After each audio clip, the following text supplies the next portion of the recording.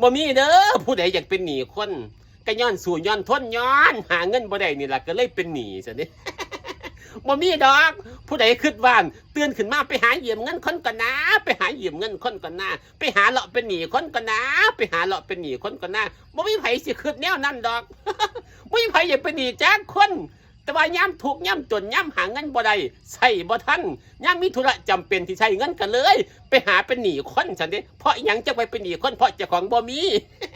เพราะเจ้าของหาบ่ทันเพราะเจ้าของบ่มีเงินเก็บเงินกำเพราะเจ้าของบ่มีทุนบ่มีฮ้อนย่ำเดือดร้อนย่ำขัดสนมาย่ำหาบ่ทันก็เลยไปเป็นหนี้คนซั่นตัวเนาะ เอาเป็นแนวนั้นเหตุผลของคนเป็นหนี้ถ้าอยากฮู้จักอีหลีก็ลองถูกลองเบิ่งลองถูกลองเบิ่งตัวเนาะ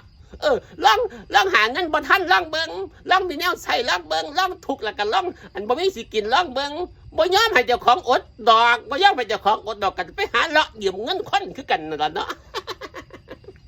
ย่ำสุดย่ำตันย่ำหาเงินบ่ทันย่ำมีธุระจำเป็น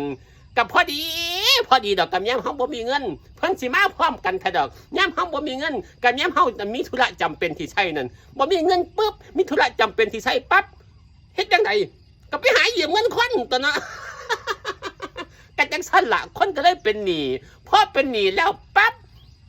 มักสิพร้อมกันถ้าได้เพิ่นก็เฮ็ดใช่ถ้าดอกเฮ็ดใช่ถ้าดอกอันจังหวะกับโชคชะตาก็ได้เป็นหนี้คนปั๊บก็มักสิหาเงินบ่ได้โลดดอกมักสิฝืดจิเครื่องโลดดอกฝนก็มักสิตกใส่โลดดอกหนาวมาโลดดอกแดดมาโลดดอกเป็นหาเงินบ่ทันเป็นดึงหน้าดึงหลังบ่ทันโลดตัวถ้าเป็นหนี้คนนั้นเขาได้เป็นหนี้ผู้นึงแล้วหาเงินบ่ทันดึงหน้าดึงหลังบ่ทันแล้วฮอดมื้อจ่ายก็ได้จ่ายคือเก่าฮอดมือใส่ก็จะใส่คือเก่าฮอดมองว่างต้องใจก็ต้องใจคือเก่าเฮ็ดจังได๋อีกบ่เทื่อนี่หาเงินบ่ทันก็ยืมอีกตัวเนาะ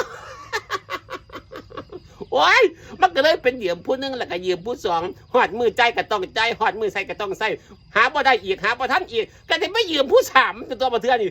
ยืมผู้นึงยืมผู้สองยืมผู้สามเอาไปเอามาละเวียนจังซี่ดิเวียนไปเวียนมาก็ดึงบ่ออกซอกบ่เข้าลุกบ่ไปนั่งบ่มาเฮ็ดจังได๋ก็บ่ได้ก็ได้เป็นหนี้วนไปวนมาอยู่ตัวเนาะ หาทางออกซอกบ่ได้ก็เลยได้วนได้เวียนอยู่จังซี่ดินี่ล่ะคือหัวอกของคนเป็นหนี้บ่มีไผอยากเป็นหนี้จักเม็ดในเมื่อเป็นหนี้แล้วในเมื่อได้ดิ้นรนได้ต่อสู้แล้วก็ต้องรับผิดชอบหนี้ที่เจ้าของเฮ็ดขึ้นแต่ว่าบางเทื่ออัน หาบ่ได้